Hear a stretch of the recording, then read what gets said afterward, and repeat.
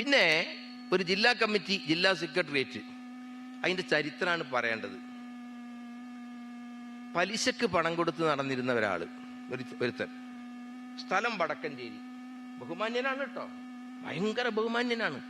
ജോലി എന്താന്ന് വെച്ചാൽ പലിശക്ക് പണം കൊടുക്കലാണ് പണി. അവിടെ നിന്ന് വളർന്നു വന്ന് പിന്നെ മൂപ്പരെ പറ്റിയുള്ള നീലചിത്രം ഈ പാലക്കാട് ജില്ലയിലല്ല ജില്ലകൾക്കപ്പുറത്തേക്ക് എത്തിയപ്പോ ഇയാളുടെ കഴിവ് മനസ്സിലായപ്പോ ഇയാളെ സെക്രട്ടേറിയറ്റ് മെമ്പറാക്കി. മുഹമ്മദ് അന്തമിട് അങ്ങനെ ഒരാളുണ്ടോ? അങ്ങനെ ഒരാളുണ്ട്, മനസ്സിലാക്കിക്കോ, അങ്ങനെ ഒരാളുണ്ട്. നീലചിത്രം ജില്ലകൾക്കപ്പുറത്തേക്ക് എത്തിയപ്പോ അയാളുടെ കഴിവ് മനസ്സിലാക്കി അയാളെ പാർട്ടിയുടെ ജില്ലാ സെക്രട്ടേറിയറ്റിലേക്ക് എടുത്തു. ഇപ്പോ അദ്ദേഹത്തെ പാലക്കാട് ജില്ലയുടെ ഭരണാധികാരിയാക്കി, ജില്ലാ പഞ്ചായത്തിന്റെ ഉന്നത സ്ഥാനത്തേക്ക് അദ്ദേഹത്തെ എത്തി. എന്തൊരു യോഗ്യനാണ് അദ്ദേഹം! ഞാൻ കൂടുതലൊന്നും പറയുന്നില്ല, ഇങ്ങനെ തുടങ്ങി. മറ്റൊരു സെക്രട്ടേറിയറ്റ് മെമ്പർ, ഇവിടെ ആൾക്കാർ വന്നിട്ടുണ്ട്, ഇഷ്ടംപോലെ ആൾ വന്ന ഒരു മേഖലയിൽ നിന്നാ. വൈകുന്നേരം 7 മണി കഴിഞ്ഞാൽ ഫോൺ എടുക്കൂല. എന്തായിരിക്കും കാരണം? വെറുതെ ആലോചിച്ചോ. 7 മണി കഴിഞ്ഞാൽ ഫോൺ എടുക്കൂല. അഥവാ ഫോൺ എടുത്താൽ പച്ചത്തെറി, ഇവിടെ വെച്ച് ആർക്കും പറയാൻ സാധിക്കാത്ത രൂപത്തിലുള്ള പച്ചത്തെറിയാ പറയാ. അങ്ങനെ കേട്ട ഒരു ഉന്നതനായ നേതാവ് പറഞ്ഞു, ഇത്ര നേരത്തെ കുടിക്കാൻ തുടങ്ങി. അതറിഞ്ഞില്ല. ഉന്നതനായ നേതാവ് വിളിച്ചപ്പോ ആരടാ നേരെ ഈ സമയത്ത് വിളിക്കുന്നത് ചോദിച്ചിട്ട് പിന്നെ കൂട്ടിയിട്ട് കുറെ തെറിയ. നോക്കണം, ഇതാണ് പാർട്ടി നേതൃത്വം. പിന്നെ മറ്റൊരു ക്യാമനുണ്ട്. ആ ക്യാമന് ഭൂമിക്കച്ചവടമായിരുന്നു. ഭൂമിക്കച്ചവടത്തിന്റെ ഇടയിൽ ഉടക്കി ബഹുമാന്യനായ മുഖ്യമന്ത്രിയുടെ തന്തക്ക് വിളിച്ചപ്പോ എല്ലാ യോഗ്യതയും തികഞ്ഞു. മൂപ്പര് സെക്രട്ടേറിയറ്റ് മെമ്പറായി. തൊഴിലുറപ്പിലായിട്ട് നടന്നിരുന്ന ഒരാളുണ്ട്. അത് പിന്നെ ഈ സുരേഷ് ബാബു ഒരു ഡയലോഗ് ഉണ്ടല്ലോ, എന്താണ്, ഞാനിങ്ങെടുക്കുക എന്ന് പറഞ്ഞിട്ടൊരു, ഞാനിങ്ങെടുക്കുക എന്ന് പറഞ്ഞ മാതിരി അത് പിന്നെ മൊത്തമായി ഏറ്റെടുത്തു. ഇതൊന്നും പറഞ്ഞിട്ട് ഞാൻ എൻ്റെ വായി നാറ്റുന്നില്ല, ചുരുക്കിയിട്ട് പറഞ്ഞ ഇതൊക്കെ എന്താ കോലം എന്ന് ചോദിച്ചാൽ, ജില്ലാ കമ്മിറ്റി ഇതൊക്കെ ഇത് തന്നെ. കുറച്ച് ആളുകൾ, നല്ല ആളുകളുണ്ട്, നല്ല കമ്മ്യൂണിസ്റ്റുകാരുണ്ട്, അവരൊക്കെ ശ്വാസം മുട്ടിയിരിക്കുക ആ കമ്മിറ്റികൾക്കകത്ത്. പലരും ഭയപ്പെട്ടിരിക്കുക.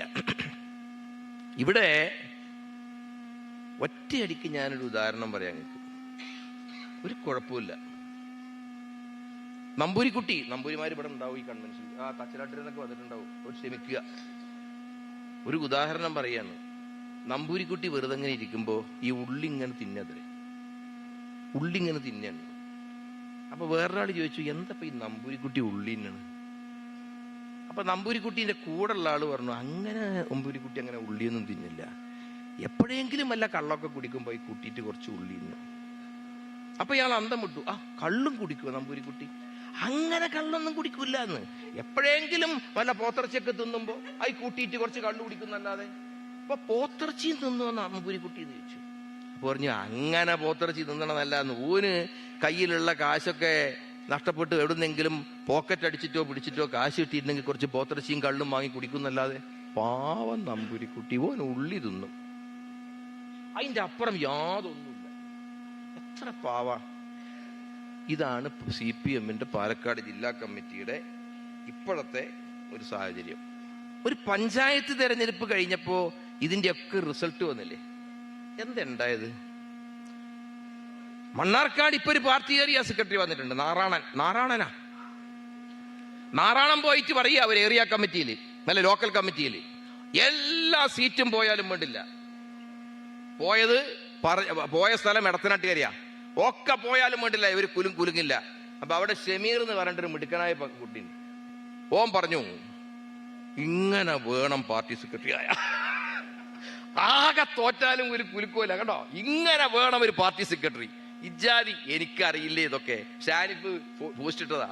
എന്റെ വീട്ടിലേക്ക് ഈ കരിമ്പനക്കൂമ്പ് സഞ്ചിയിലാക്കിയിട്ട് ഇങ്ങനെ കൊണ്ടുവരുന്നു മൂപ്പരെ പാടി. ഞമ്മാരും ആക്കിയതല്ല, ഇവൻ അതിനുള്ള യോഗ്യതയേ ഇല്ല. മണ്ണാർക്കാട്ടുകാർക്ക് അറിയാം. ഇപ്പൊ അവിടെ വന്നിട്ട് തത്വം പറയുക, 5 പൈസക്ക് യോഗ്യത ഇല്ലാത്തൊരുത്തൻ. ഇങ്ങനെ കുറെണ്ണുണ്ട്. കമ്മിറ്റിക്കകത്ത് കുത്തിമറച്ച ആളാരാ? ഇവിടെ ഈ കൺവെൻഷനിൽ പങ്കെടുക്കുന്ന, ഞാൻ പരമസത്യാണ് നിങ്ങളോട് ഞാൻ പറയുന്നത്, സ്വകാര്യമായിട്ട് വേണമെങ്കിൽ ഞാൻ ആളുടെ പേര് ഞങ്ങൾക്ക് പറഞ്ഞുതരാം. ഈ കൺവെൻഷനിൽ പങ്കെടുക്കുന്ന ഒരു മിടുക്കനായ ചെറുപ്പക്കാരൻ എന്നോട് പറഞ്ഞു, പൊന്നു ശശിയേട്ടാ, ജീവിതത്തിൽ ആദ്യമായി ഞാൻ കഞ്ചാവ് വലിച്ചത് ഡിവൈഎഫ്ഐയുടെ യൂത്ത് സെന്ററിൽ വെച്ചിട്ടാണ്. എന്തോ ഡിവൈഎഫ്ഐ യൂത്ത് സെന്ററിൽ വെച്ചിട്ടാണ്. യൂത്ത് സെന്റർ പാലക്കാട് ജില്ലയിലെ ഡിവൈഎഫ്ഐയുടെ ജില്ലാ കമ്മിറ്റി ആഫീസാ. അത് തന്നത് സെക്രട്ടറിയാണ്. അതിന്റെ കൂട്ടത്തിൽ കള്ളും തന്നു. കള്ള് തന്നയാള് പ്രസിഡന്റുമായി. എന്തൊരു യോഗ്യതയാണ് ജനാധിപത്യ യുവജന പ്രസ്ഥാനത്തിന്. നേരിട്ട് പരാതി കൊടുത്തു. സാക്ഷി പുതുശ്ശേരിയിലെ കണ്ണാടിക്കാരൻ, പേര് പറയണ്ടല്ല, പേര് ഞാൻ പറയുന്നില്ല, കണ്ണാടിക്കാരൻ നേരിട്ട് പരാതി കൊടുത്തു. ഞാൻ സാക്ഷിയാണ് ഈ കാര്യത്തിന്, ഈ സംഭവത്തിന് ഞാൻ സാക്ഷിയാണെന്ന് പറഞ്ഞു. നിങ്ങൾ നോക്ക്, ഇതൊക്കെ എവിടേക്കാ പോണത്? ഈ പ്രസ്ഥാനം എവിടേക്കാ പോകുന്നത്? ഏറ്റവും അപകടകരമായ ഒരവസ്ഥയിലേക്ക് ഈ പാർട്ടി പോകുമ്പോ നമ്മൾ അടങ്ങിയിരിക്കണോ? ഇതിനെതിരായി പ്രതികരിക്കണ്ടേ? ആ പ്രതികരണമാണ്, ആദ്യത്തെ പ്രതികരണമാണ് ഇവിടെ നടക്കുന്നത്. ഇതിനൊക്കെയുള്ള മറുപടി പഞ്ചായത്ത് തെരഞ്ഞെടുപ്പ് കിട്ടി. ഒരറ്റം മുതൽ മറ്റേ അറ്റം വരെ. ഞാനത് വിശദീകരിക്കാൻ ആഗ്രഹിക്കണില്ല. ഇപ്പോ തൃത്താല 2 പഞ്ചായത്ത് ഒഴിച്ച് ബാക്കിയൊക്കെ പോയി. പട്ടാമ്പി 2 പഞ്ചായത്ത് ഒഴിച്ച് ബാക്കിയൊക്കെ പോയി. മുനിസിപ്പാലിറ്റി പോയി. നോക്കണം, ഷൊർണൂർ മണ്ഡലത്തിലെ ചെർപ്പളശ്ശേരി മൊത്തം പോയി. അത്ഭുതകരമായി കിട്ടി ചെർപ്പളശ്ശേരി മുനിസിപ്പാലിറ്റി. നെല്ലായ പോയി, കുലുക്കല്ലൂര് പോയി, വല്ലപ്പുഴ പോയി. അങ്ങനെ അങ്ങോട്ട് തുടങ്ങി. ചളവറ പോയി. പാറപ്പുറം, കണ്ണൂർ ജില്ലയിലെ പാറപ്പുറം കഴിഞ്ഞാൽ കമ്മ്യൂണിസ്റ്റ് പാർട്ടിയുടെ ചരിത്രത്തിൽ രേഖപ്പെടുത്തപ്പെട്ട പേരാണ് ചളവറ, ICPയുടെ നാട്. ആ ചളവറ പഞ്ചായത്ത് പോയി. നോക്കണം, മണ്ണാർക്കാട്ടേക്ക് കടന്നാൽ ഈ അറ്റം മുതൽ ആ അറ്റം വരെ തരിപ്പണമാക്കി, നിരപ്പാക്കി. നാട്ടുകാർ തീരുമാനിച്ചു ഇത് ജയിക്കണ്ട. കയ്യിലുണ്ടായിരുന്ന കരിമ്പ, കാരാകുറിശി, തച്ചമ്പാറ, കാഞ്ഞിരപ്പുഴ 4 പഞ്ചായത്ത് ഒരുമിച്ച് പോയി. ആ 4 പഞ്ചായത്ത് ഒരുമിച്ച് പോയതോടുകൂടി ഈ വരാൻ പോകുന്ന അസംബ്ലി തെരഞ്ഞെടുപ്പിൽ കോങ്ങാടിന്റെ കാര്യം തീരുമാനമായി. ഞാൻ ഉള്ളത് പറഞ്ഞുതരാം. കോങ്ങാടിന്റെ കാര്യം ഇപ്പൊ തീരുമാനമായി. മണ്ണാർക്കാട് പിന്നെ പണ്ടും പ്രതീക്ഷല്ല. അലനല്ലൂർ ഉണ്ടായിരുന്ന സീറ്റ് പോയിട്ട് ഇപ്പൊ 3 സീറ്റായിട്ട് മാറി. കോട്ടോപ്പാടം തകർന്നു. എല്ലാം പോയി. അത്ഭുതകരമായിട്ട് എങ്ങനെയോ ഈ കുമരംപുത്തൂർ ഒരു സീറ്റ് കിട്ടിയപ്പോ അയിമ്മലപ്പൊ പിടിച്ചു നിന്നിട്ടാണ് പിന്നെ ഈ അവിടെ ഏതോ ഒരു തൊള്ളപ്പാടോ അങ്ങനെ ഒരു തൊള്ള പറയുന്ന ഒരുത്തനുണ്ട് അവൻ. ഇതൊക്കെയാണ്. ഇവരൊക്കെ കൂടി CPMന്റെ വിവിധ കമ്മിറ്റികളിൽ കയറി. കഞ്ചാവ് വലിക്കാരൻ ഉയർന്ന നേതാവായി. പിന്നെ എറണാകുളത്ത് നിന്നൊരു സത്വം വന്നിട്ടുണ്ട്. ഓൻ എങ്ങനെയാന്ന് വെച്ചാൽ ഫുള്ളായിട്ട് കഞ്ചാവ് അടിക്കും. ഇങ്ങനെ നിവർന്ന് നിൽക്കില്ല. അടുത്ത് നിൽക്കുന്ന ആളുടെ മേലിൽ ചാരിയിട്ടാണ് നിൽക്കുക. കാരണം എപ്പോഴാ വീഴുക എന്ന് പറയാൻ പറ്റില്ല. കണ്ടില്ലേ, ഫോട്ടോ കണ്ടില്ലേ? ചാരി നിന്നിട്ടാവും എന്റെ പ്രസംഗം. ഈ ധിക്കാരവും ധിക്കാരവും കൊലവിളിയും ഒക്കെ നടത്തുന്ന ആളുകൾ ഒരു കാര്യം മനസ്സിലാക്കണം. ഞങ്ങൾക്കെതിരായി പറയുമ്പോ ഞങ്ങളൊക്കെ ജീവിക്കുന്നത് ഞങ്ങളുടെ തടിമിടുക്കിന്റെ പവർ കൊണ്ടല്ല, ഞങ്ങളെയൊക്കെ ജീവനെ പോലെ സ്നേഹിക്കുന്ന, ഞങ്ങൾക്കൊക്കെ രക്ഷാകവചമൊരുക്കാൻ ശേഷിയുള്ള 100 കണക്കിന് വരുന്ന സഖാക്കളുണ്ട് എന്ന് മനസ്സിലാക്കുന്നത് നിങ്ങളുടെ ആരോഗ്യത്തിന് നല്ലതാണ്. ആരോഗ്യം മെച്ചപ്പെടാൻ ബലാരിഷ്ടം കഴിക്കണ്ട. ഇത് മനസ്സിലാക്കിയില്ലെങ്കിലോ ബലാകുളിച്ചാതി എണ്ണട്ടിട്ട് ആഴ്ചകളോളം കിടക്കേണ്ടി വരും കേട്ടാ. ബലാകുളിച്ചാതി എണ്ണട്ടിട്ട് ആഴ്ചകളോളം നിങ്ങൾക്ക് ചികിത്സിക്കേണ്ടി വരും. ഭീഷണിയൊന്നും ഇങ്ങോട്ടെടുക്കല്ലേ. എത്ര കാലായടോ ഈ പണിയായിട്ട് നടക്കാൻ തുടങ്ങിയിട്ട്? നിങ്ങൾ എന്താ ധരിച്ച്? വർഷങ്ങൾ എത്രയായി കമ്മ്യൂണിസ്റ്റ് പാർട്ടിയും ഈ ചെങ്കൊടിയായിട്ട് ഞങ്ങൾ നടക്കാൻ തുടങ്ങിയിട്ട്? ശത്രുക്കളുമായി ഏറ്റുമുട്ടിയിട്ടാ നിന്ന്. ആത്മാഭിമാനം പണയപ്പെടുത്തിയിട്ടില്ല. ഞങ്ങളെല്ലാം അങ്ങനെയാ. എന്നിട്ട് ഇപ്പൊ വന്നിട്ട് കാണിച്ചു തരാ ശരിപ്പെടുത്തി കളയും. ശരിപ്പെടുത്തി തരാൻ ഞങ്ങളെങ്ങനെ നിന്ന് തരിക നിങ്ങൾക്ക്?